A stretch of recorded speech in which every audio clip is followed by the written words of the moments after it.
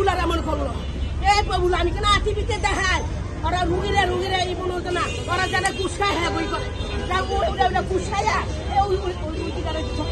আমার মায়েরা আমার মায়েরা ওরে বাচ্চা আমার মায়ের আমার মায়ের আমার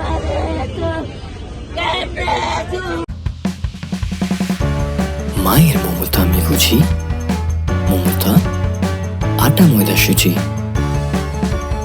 স্বাদে গুণগত মানে অতুলনীয়।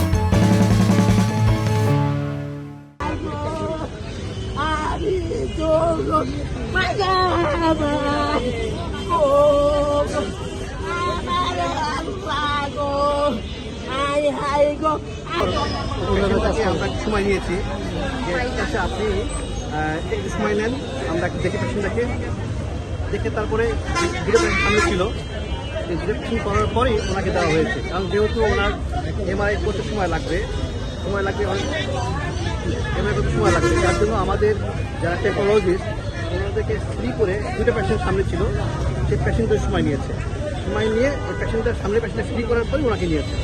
পেশেন্টের ভিতরে নেওয়ার পরপরই সেই পেশেন্টের একটু শ্বাসকষ্ট হচ্ছে, কারণ ওনাকে পেশেন্ট নেওয়ার পরে 30 সেকেন্ড ভিতর ছিল, একটা স্ক্যান করা হয়েছে।